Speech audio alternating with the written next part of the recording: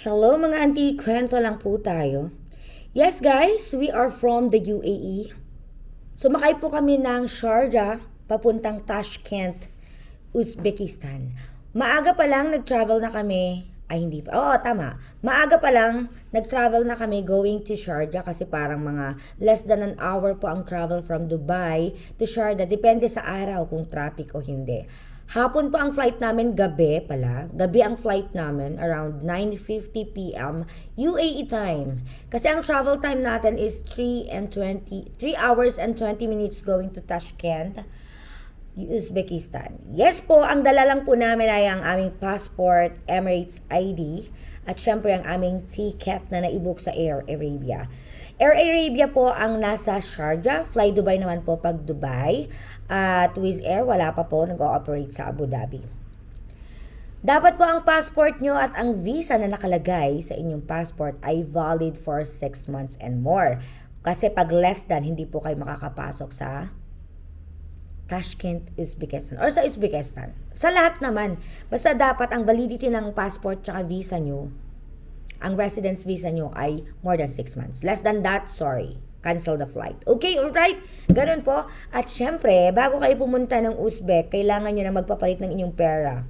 Kasi hindi tumatanggap ng ibang currency except USD and their own currency na SOM. Magiging milyonaryo ka talaga dito, ante, uncle. Kasi milyones po ang pinag-uusapan dito. 100,000s. SOM pala ang tawag sa currency nila. Sa UAE is dirhams. So kung meron kayong dirhams, magpapalit na po kayo ng dolyares dyan. USD, then yung USD yung ipapapalit nyo dito. Tumatanggap din po sila ng USD pero ang bigat sa bulsa kung magbabayad ka ng USD dito.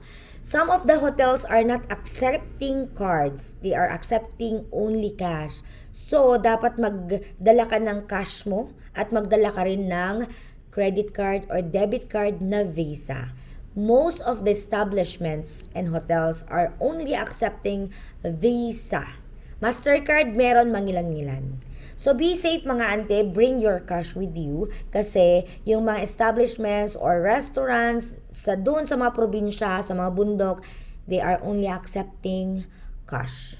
Kung wala kang cash, mamumulubi ka talaga, mahirap. Tapos yung language barrier dito ay talamak.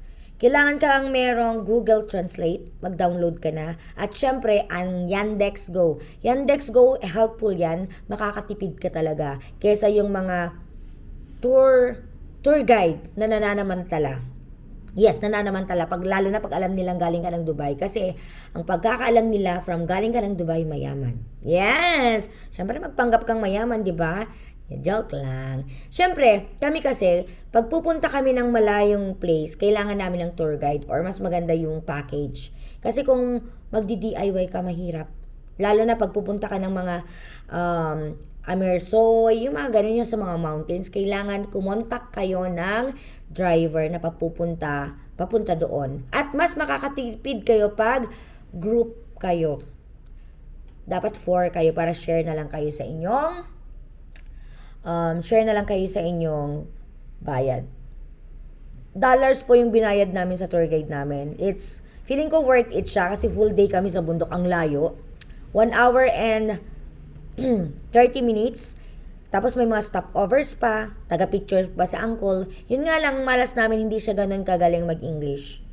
Normal daw po yun dito. So, kailangan, wag kang magmagaling mag-English. Dapat barok ka din. Or i-type mo na lang or i-voice record. Or i-voice mo siya, then ta-translate nila in their own language. Yun lang naman, yung mga dito.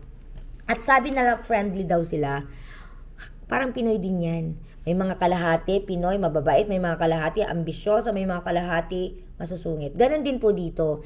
Like yung unang interaction namin sa isang receptionist, hindi siya good. Bad siya. Alam mo yung tumatawa pa siya. Kaya bibigyan namin siya ng bad review. Hindi ko nasasabihin yung hotel. Actually, oh yes, kailangan mag-review para at least aware sila, di ba? Pero meron ding mababait. Lalo na yung mga marunong mag-speak ng kanilang lengguwahe. And take note guys, you have to use your time wisely kasi dito, oo, matagal ang oras dito mga ante kasi malamig na at saka hindi siya ganun ka-stress. Hindi siya katulad ng Dubai na fast pace, ang bilis, ang bilis. Ang bilis dyan sa Dubai, kailangan urgent. Dito, i-enjoy mo talaga yung oras. Kaya i-maximize mo. Isang araw pa lang namin, parang isang linggo na yung feeling namin. Kasi ang ganda lang, ang ganda. Kung tutusin nga, hindi na kami matutulog, kailangan namin libutin kasi limited lang yung araw namin dito. But kailangan natin matulog kasi kailangan natin ng energy.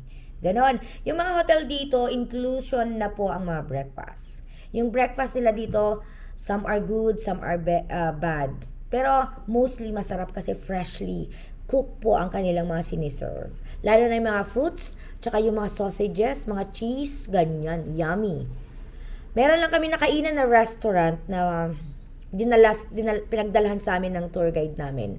Nasikat daw siya, pero ang mistake niya lang is bumili siya ng pagkain na pare-pareho kami. Pero kung kami lang talaga yung mag-order, hindi kami bibili ng pare-pareho kami. Should be different menu or different different type of meal. Para syempre share, taste, ganon. Kaya hindi namin nagustuhan. Ako natuwa naman, okay lang naman. Medyo oily lang po yung food niya.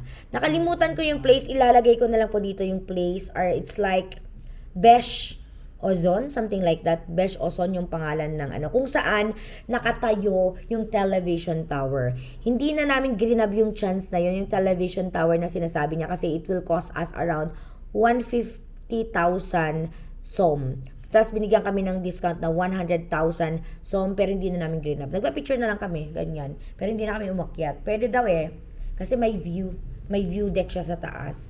So sabi ko hindi na.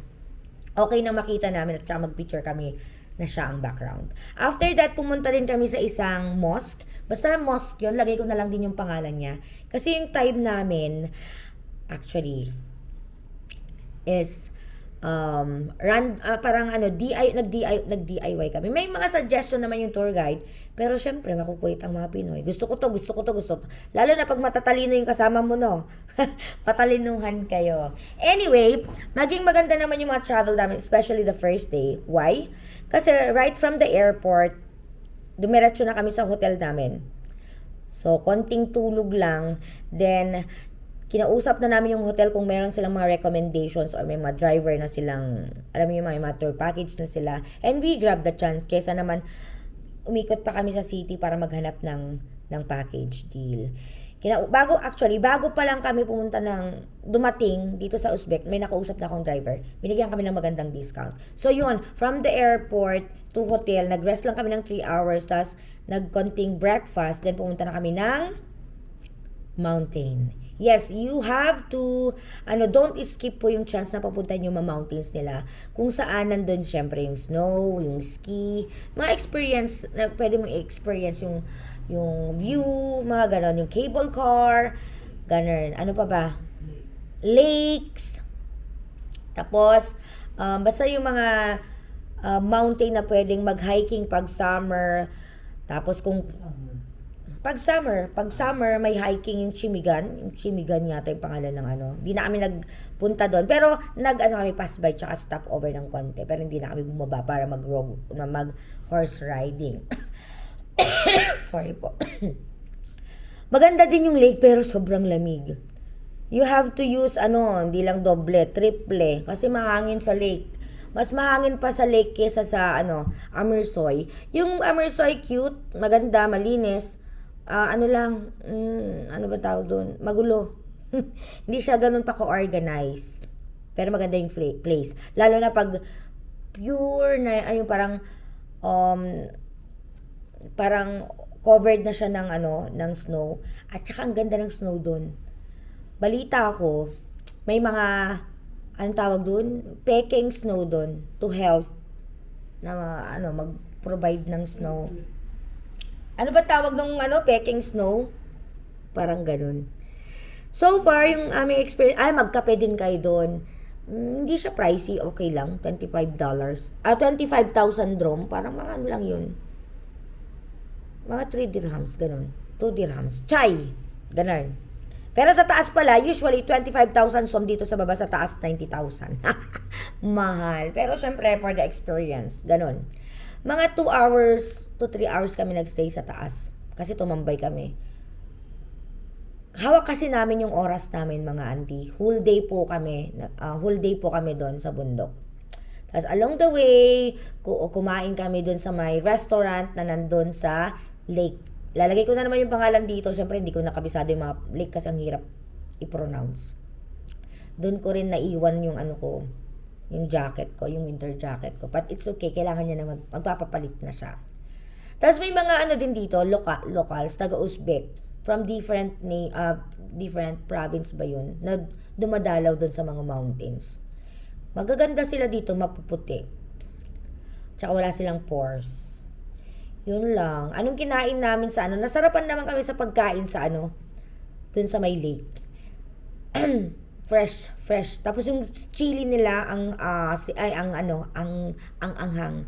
So must try. Yun dapat yung iuwi nyo diyan sa kung nasaan man kayo. Mag-take home kayo ng maanghang na sili. O, di ba? Tapos pa yung mga best nila dito? Yung tinapay nila. Tapos yung mga parang barbecue type, lagay ko na lang yung photos. Ito yung mga photos, ito yung mga pagkain kinain namin doon. Sa taas, hindi kami kumain sa Amersoy kasi mahal. Coffee lang for the experience. Masaya, ganon. Dapat magaling kang kumuha ng photos para worth it ang effort, no? 3 stations po ang cable car nila, may bayad. It's magkakaiba ang bayad pag weekends at weekdays at holidays. Iba din ang bayad, range ng bayad for the adults, sa mga bata, at saka yung mga elders. Ganun. Ganun. Magbasa na lang kayo pero walang translator. So kaya gumamit kayo ng Google Translate. Picturean nyo, makikita nyo na lahat. Ganun yan, pinaantay lang namin yung aming tour guide sa baba kasi siya pang babayaran namin kapag umakyat siya. So yun, sa binayaran namin kasi weekend kami umakyat, 250,000. Oh, saan ka pa? 250,000 som ang isa. So 500,000 som pag dalawa. Pag kinonvert mo yan, bahala ka na. Basta ang conversion nila dito, ang 10,000 ay 3 dirhams. Okay? Ganun ang conversion nila.